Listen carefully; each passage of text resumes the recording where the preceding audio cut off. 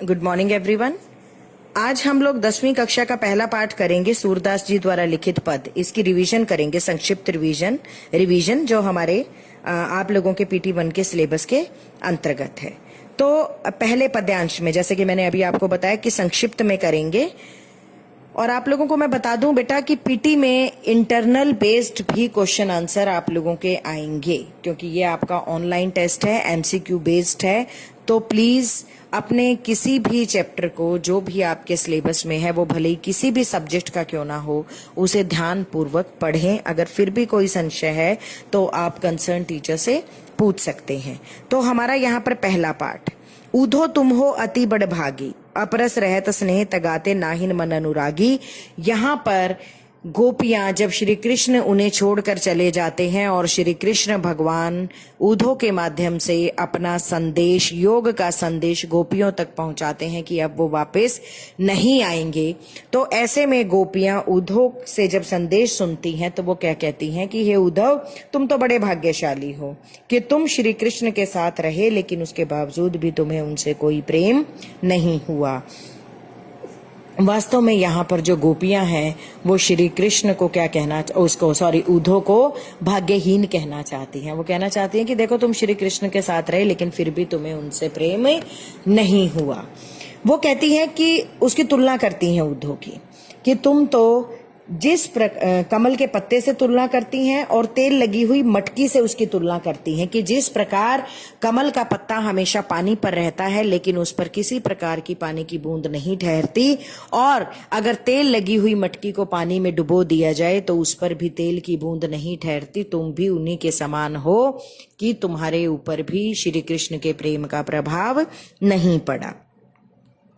फिर वो कहती है कि तुमने प्रेम रूपी नदी में पैर ही नहीं डुबोया, तुम्हें तो श्री कृष्ण के प्रति तुम्हारी दृष्टि प्रेम रूप से आसक्त ही नहीं हुई। और फिर वो अपनी तुलना किससे करती हैं कि हम तो जो है वो बिल्कुल भोली अबला हैं, हमारी हालत तो बिल्कुल उन चींटियों के समान हो गई है जो गुड़ में लिपट कर अपनी जान दे देती हैं। अर्थात आपने देखा होगा कि जब गुड़ होता है और गुड़ में वो चींटियां एकदम अंदर तक चली जाती हैं, उसके प्रति आसक्त होकर अंत में उनके प्राण ही वहीं पर निकल जाते हैं। तो वो कहती हैं कि हम भी बिल्कुल वैसी ही हैं, हम श्री कृष्ण भगवान के प्रेम में इतनी आसक्त हो चुकी हैं, इतनी अंदर तक जा चुकी हैं कि अब तो हमारे प्राण ही निकलकर दम लेंगे। ठीक है। उसके बाद हमारा जो सेकंड पद्यांश है, मन की मन ही मांझ रही, वो कहते हैं कि हमने तो जो है अपनी बात अपनी मन की मन में ही रखी। कौन सी बात? कि हम श्री कृष्ण भगवान से प्रेम करती हैं, कि हमने तो जो है आज तक कभी भी किसी को ये बात नहीं कही। हमें लगता था कि श्री कृष्ण भगवान लौट कर एक दिन जरूर आएंगे, इसीलिए हमने अपनी तन मन का दुख किसी को नहीं कहा।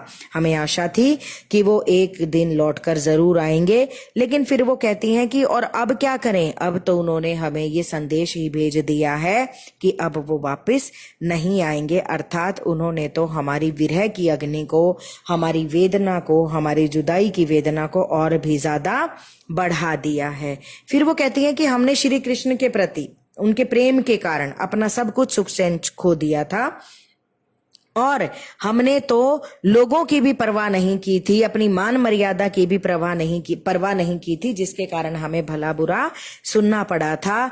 लेकिन अब तो ऐसा लगता है कि श्री कृष्ण भगवान ने जब हमें त्याग दिया है तो अब तो अवश्य ही हमारी मर्यादा नष्ट हो जाएगी। क्यों? क्योंकि लोग अब उन्हें और भी भला बुरा कहेंगे। फिर आता है हमारा तीसरा पद्यांश, हमारे हरी हारिल की लकड़ी। कहते हैं कि भगवान श्री कृष्ण जो हैं वो हमारे लिए बिल्कुल हारिल पक्षी की लकड़ी के समान सहारा है। तो यहाँ पर मैं थोड़ा ये आपको बताना चाहूंगी कि एक हारिल पक्षी होता है जो हमेशा ही अपने पंजों में लकड़ी को दबाकर रखता है। अगर उसके पंजों से वो लकड़ी छूट जाती है तो वो अपने प्राण त्याग देता है, अर्थात उसके जीवन का सहारा ही वो लकड़ी है। तो वो कहते हैं कि जो हमारे हरि हैं, हमारे श्री कृष्ण हैं, वो ठीक उसी प्रकार हमारे लिए जीने का सहारा है जिस प्रकार हारिल पक्षी के लिए लकड़ी उसके जीने का सहारा होती है। वो कहती हैं हम तो मन से, क्रम से, वचन से और हमारे हृदय में तो केवल श्री कृष्ण भगवान ही विराज करते हैं। हम तो सोते जागते उठते बैठते कान्हा कान्हा करती रहती हैं, कृष्ण कृष्ण करती रहती हैं। और फिर कहती हैं कि सुनत जोग लागत है ऐसो जो करवी ककरी।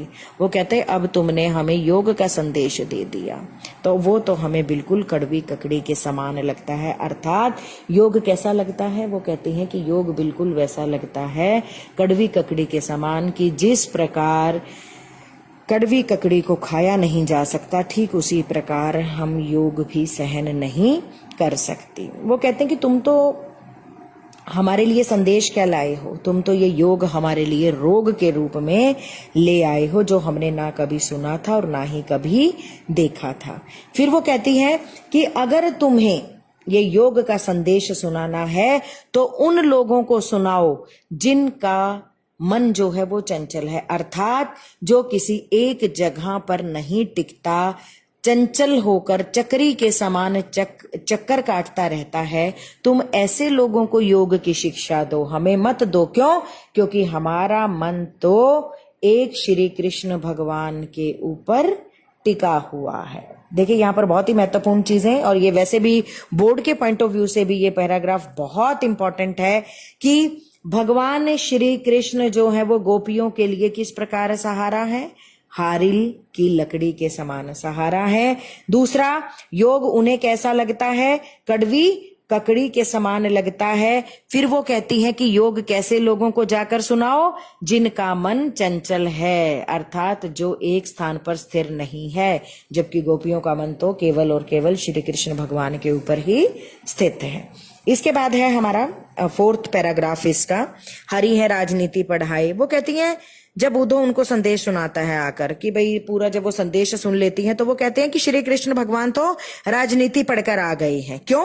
क्योंकि वो खुद नहीं आए और उन्होंने जो ये संदेश है किसके हाथ भेज दिया? उद्धव के हाथ भेज दिया। ठीक है, ये मधुकर जो है वो भवरा होता है जिसे उद्धव का यहाँ पर नाम दिया गया है। वो कहते हैं एक तो वो पहले ही बहुत चालाक थे और अब तो लगता है उन्होंने राजनीति के सारे गुरु ग्रंथ पढ़ लिए हैं और बड़ी बुद्धि वाले हो गए हैं, और इसीलिए जो है उन्होंने क्या किया कि कृष्ण ने खुद न आकर ये संदेश जो है उद्धव के हाथ भेज दिया और उनकी जो विरह वेदना है उसको शांत करने की बजाय और भी ज्यादा भड़काने के लिए ऐसा उन्होंने किया। वो कहते उद्धव भले लोग आगे के परहित डोलत ध्याय, अब अपने मन फेर पाइए चलतु जुहुते चुराए। वो कहते कि अब तो उन्होंने जो ये संदेश भेजकर अपने आप को मानो हमसे चुरा लिया है, हमसे बिल्कुल ही दूर कर लिया है। फिर एक बहुत ही महत्वपूर्ण बात देखिए, ये जो लास्ट की पंक्तियां इस पद्यांश की हैं वो बोर्ड के पॉइंट ऑफ व्यू से भी बेटा बहुत इंपॉर्टेंट है।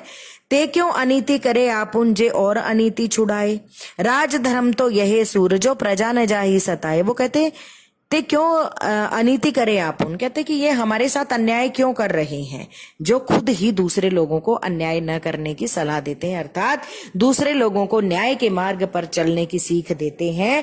आज वो हमारे साथ ये अन्याय क्यों कर रहे हैं? कौन सा अन्याय भाई? कि वो खुद नहीं आते और योग का संदेश भेज देते हैं, जबकि गोपियों को श्री कृष्ण के आने की उम्मीद होती है। तो वो कहते कि ये तो हमारे साथ वो अन्याय कर रहे हैं। राज धर्म तो यह सूरजो प्रजा न जाहि सताए। और वो कहते हैं कि राजा का धर्म क्या होता है? राजा का धर्म तो यही होता है कि वो राजा प्रजा के हित के बारे में सोचे, उसके साथ अन्याय ना करे और अपनी प्रजा को परेशान ना करे, उसको ना सताए। जबकि श्री कृष्ण भगवान ने तो योग का संदेश देकर गोपियों को परेशान कर दिया है, मानो उनके साथ अन्याय कर दिया है। तो यहाँ तक तो था जो ये हमारे पाठ का पद्य का अनुवाद आपको मैंने करके बताया। मतलब पूरा अनुवाद हम नहीं कह सकते, संक्षिप्त में आपको मैंने ये बताया कि इसमें क्या कहने का प्रयास किया है सूरदास जी ने, गोपियों का और उद्धव का परस्पर संवाद। तो अब हम करेंगे प्रश्न उत्तर। पहला प्रश्न, गोपियों द्वारा उद्धव को भाग्यवान कहने में क्या व्यंग्य निहित है? देखिए व्यंग्य होता है कटाक्ष करना, यानी कि अगर हम किसी को ये कहते हैं कि तुम तो कोई बच्चा इंटेलिजेंट ना, और उसे हम कह दे रहे तुम तो बहुत ही इंटेलिजेंट हो, तुम तो बहुत बड़े सूरमा हो, किसी कायर को अगर ये कह दिया जाए तो ये कटाक्ष होता है। तो यहाँ पर गोपियां श्री कृष्ण जी से बहुत ज्यादा प्रेम करती हैं, लेकिन जब उद्धव से वो योग के बारे में सुनती हैं तो उसे कहती हैं कि अरे तुम तो बहुत ही भाग्यवान हो जो हमारे लिए योग के रूप में रोग लेकर आए हो। वो कहती हैं तुमने तो श्री कृष्ण के पास रहकर भी उनसे प्रेम नहीं किया। वास्तव में गोपियां उसे क्या कहना चाहती हैं? भाग्यहीन कहना चाहती हैं, लेकिन वे उसे उस पर व्यंग्य करते हुए उसे भाग्यवान कहती हैं। उद्धव के व्यवहार की तुलना किस रूप से की गई है? दो चीजों से की गई है, आपको बताया गया था। नंबर 1 कमल के पत्ते से और दूसरी तेल लगी हुई मटकी से, कि जिस प्रकार इनके ऊपर पानी की बूंद नहीं ठहरती, कोई दाग नहीं लगा पाती, ठीक उसी प्रकार उद्धव के ऊपर भी श्री कृष्ण भगवान के प्रेम का कोई प्रभाव नहीं पड़ा है। फिर है उद्धव द्वारा दिए गए योग के संदेश ने गोपियों की विरग्नि में घी का काम कैसे किया? विरग्नि में घी का काम करना यानी कि विरह की आग तो जली रही थी, फिर उसमें घी डाल देना। अब जब आग में घी डल जाता तो वो और ज्यादा जोर से जलने लगती है। तो कैसे किया ये काम? वो क्या कहते हैं कि गोपियों को श्री कृष्ण जी के वियोग की अग्नि एक तो पहले ही जला रही थी, वो परेशान थी उनसे दूर रहकर, फिर वे हर समय उन्हें याद करती थी। उनको फिर भी आशा थी कि श्री कृष्ण भगवान जो है वो एक दिन वापिस आएंगे। उन्हें उम्मीद थी कि श्री कृष्ण जब आएंगे तब उन्हें उनका खोया हुआ प्रेम वापिस मिल जाएगा और अपने हृदय की पीड़ा को, अपने दिल की जो पीड़ा है, जो व्यथा है, उसे श्री कृष्ण भगवान को सुनाएंगी। लेकिन यहाँ पर क्या हुआ? उद्धव योग संदेश लेकर आ गए तो उनकी सहन शक्ति जवाब दे गई। उन्होंने श्री कृष्ण जी द्वारा भेजे जाने वाले उन्होंने जो है इस संदेश की कभी कल्पना भी नहीं की थी कि कभी श्री कृष्ण भगवान उन्हें ये योग का संदेश भेजेंगे, और इसलिए उन्होंने उद्धव को मनचाही जली कटी सुनाई थी। अगला प्रश्न, मर्यादा न लही के माध्यम से कौन सी मर्यादा न रहने की बात की जा रही है? जी, श्री कृष्ण के प्रति अपने प्रेम के कारण गोपियों ने अपना सुख चैन खो दिया था। उन्होंने घर और बाहर का विरोध करते हुए अपनी मान मर्यादा, किसी प्रकार की कोई परवाह नहीं की थी, जिसके कारण उन्हें सब लोगों से भला बुरा सुनना पड़ा था। और जब श्री कृष्ण के द्वारा उद्धव के माध्यम से योग साधना का संदेश भिजवाया गया, तब उन्हें ऐसा लगा कि मानो श्री कृष्ण द्वारा उन्हें त्याग देने से उनकी मर्यादा अब नष्ट हो गई है। कृष्ण के प्रति अपने अनन्य प्रेम को गोपियों ने किस प्रकार अभिव्यक्त किया है? जी हाँ, कैसे कि वो कितना प्रेम उनसे करती हैं, तो कैसे कि गोपियों के मन में श्री कृष्ण के प्रति अगाध प्रेम था। उन्हें कुछ नहीं समझ में आता था श्री कृष्ण के अलावा, और वे उनके रूप और प्रेम में इस प्रकार लिप्त थी जिस प्रकार चींटियां गुड़ से चिपक जाती हैं। वे गुड़ के लगाव में वहीं अपना जीवन त्याग देती हैं, और गोपियों को भी ऐसा प्रतीत होता था कि उनका मन श्री कृष्ण के साथ ही मथुरा चला गया है। वे दिन रात सोते जागते उन्हीं को याद करती हैं। अगला प्रश्न देखिए, यहाँ पर आपके अभ्यास में 7वां और 8वां प्रश्न है, अलग अलग है, लेकिन दोनों का उत्तर जो है वो बिल्कुल एक ही प्रकार का रहेगा। आप उसी प्रकार से उसको लिख सकते हैं। एक ही बात कहने की का प्रयास है यहाँ पर कि गोपियों ने उद्धव से योग की शिक्षा कैसे लोगों को देने की बात कही है, और प्रस्तुत पदों के आधार पर गोपियों का योग साधना के प्रति दृष्टिकोण स्पष्ट करें। तो दोनों एक जैसी बात है, तो इनका क्या उत्तर रहेगा कि गोपियों ने उद्धव से योग की शिक्षा ऐसे लोगों को देने की बात कही है जिनके मन अस्थिर हो, जैसा कि पद्य में भी बताया गया था, जिनका मन चक्री के समान घूमता रहता हो, एक स्थान पर ना टिकता हो। गोपियों के अनुसार ऐसे ही लोगों को योग की शिक्षा दी जानी चाहिए जिनका मन चंचल हो। दूसरी ओर जिनके मन में प्रेम के कारण स्थिरता का भाव हो, उन्हें योग शिक्षा की कोई आवश्यकता नहीं होती। जैसे गोपियां जो है वो किसके प्रेम के प्रति स्थिर थी? भगवान श्री कृष्ण के प्रेम के प्रति। नेक्स्ट है, गोपियों को श्री कृष्ण में ऐसे कौन से परिवर्तन दिखाई दिए जिनके कारण वे अपना मन वापस ले लेती हैं? क्या कहती हैं यहाँ पर गोपियां कहती हैं कि कृष्ण ने मानो राजनीति पढ़ ली है, अब तो वे और भी ज्यादा चतुर और बुद्धिमान हो गई हैं। गोपियों को लगता है कि शायद इसी कारण कृष्ण ने खुद न आकर विरह वेदना को शांत करने की बजाय बल्कि और अधिक भड़काने के लिए योग संदेश देकर उद्धव को यहाँ भेजा है। और इसलिए वो कहती हैं कि अब हमें अपना मन वापस चाहिए। क्यों? क्योंकि श्री कृष्ण भगवान में चालाकी आ गई है, उन्होंने राजनीति सीख ली है। नेक्स्ट है, गोपियों के अनुसार राजा का धर्म क्या होना चाहिए? गोपियों के अनुसार राजा का धर्म है अपनी प्रजा के हित की रक्षा करना। जो राजा अपनी प्रजा के हित का ध्यान नहीं रखता वो राजा वास्तव में राजा नहीं कहलाता। इसलिए श्री कृष्ण भगवान को भी चाहिए कि वे अपना राज धर्म निभाते हुए अपनी प्रजा के हित का ध्यान रखें। कैसे? कि वो आकर गोपियों की सुध लें। नेक्स्ट है, गोपियों ने अपने वाक चातुर्य के आधार पर ज्ञानी उद्धव को परास्त कर दिया। उनके वाक चातुर्य की विशेषताएं, हाँ जी उन्होंने उलाहने दिए थे ना, ये एक ही बात है। यहाँ पर फिर आपका ये जो प्रश्न आ रहा है 11वां और ये तीसरा प्रश्न बिल्कुल एक जैसा है कि उन्होंने किन किन उदाहरणों के माध्यम से गोपियों को उलाहने दिए थे, और एक ये वाला प्रश्न कि गोपियों ने अपने वाक चातुर्य के आधार पर ज्ञानी उद्धव को कैसे परास्त किया। दोनों का उत्तर बिल्कुल एक जैसा होगा कि गोपियों ने अपने वाक चातुर्य से ज्ञानी उद्धव को परास्त कर दिया था। कैसे भाई? उन्होंने गोपियों ने उद्धव को कहा कि तुम तो जल में रहने वाले कमल के पत्ते की तरह हो, पानी में पड़ी तेल की मटकी हो, और उसे बड़ भागी कहा कटाक्ष करते हुए, और उन्होंने उद्धव द्वारा लाए गए योग संदेश को कड़वी ककड़ी के समान बताया। तो ये सारे एग्जाम्पल्स जो है आप इस प्रश्नों के माध्यम से लिख सकते हैं। और उनका वाक चातुर्य होता है बोलने की कला। ठीक, इसके बाद है संकलित पदों को ध्यान में रखते हुए सूर के भ्रमर गीत की मुख्य विशेषताएं बताइए। जी हाँ, सूरदास का ये जो भ्रमर गीत है जहां से ये पद लिए गए हैं, क्या विशेषताएं हैं, भाषा की विशेषताएं बतानी है। तो ये देखिए यहाँ पर इन्होंने ब्रज भाषा का प्रयोग किया है, तो आप लिखेंगे कि ये गीत जो है वो सरल ब्रज भाषा में लिखा गया है। गोपियों द्वारा योग संदेश को कड़वी ककड़ी के समान अव्यवहारिक बताया है, निरर्थक बताया है, और गोपियों की तीव्र विरह वेदना का चित्रण है।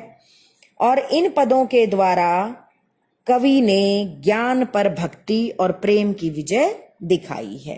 क्यों? अंत में क्या होता है देखिए, यहां पर तो कुछ एक पद्य हैं, लेकिन बाद में श्री कृष्ण भगवान को वापस लौट कर ही आना पड़ता है अपनी गोपियों के पास।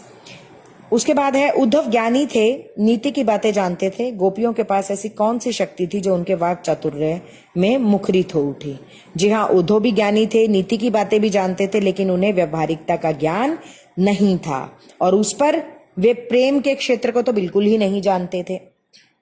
इसीलिए गोपियों ने कहा था कि प्रीति नदी में पाँव न बोरियो, कि तुमने तो जो है प्रेम रूपी नदी में अपना पैर नहीं डुबोया। और इस वाक्पटुता के सामने उद्धव जो है वो चुपचाप उनकी बातें सुनता रहा, विवश होकर चुप खड़े रहे। और इसके अलावा गोपियों के पास श्री कृष्ण के प्रति असीम लगाव, प्रेम और समर्पण की शक्ति थी। वे अपने प्रेम के प्रति दृढ़ विश्वास रखती थी, और यहीं से उनके वाक चातुर्य का पता चलता है। और यही कारण था कि उद्धव ज्ञानी होते हुए भी चुपचाप वहां पर खड़े रहे। धन्यवाद।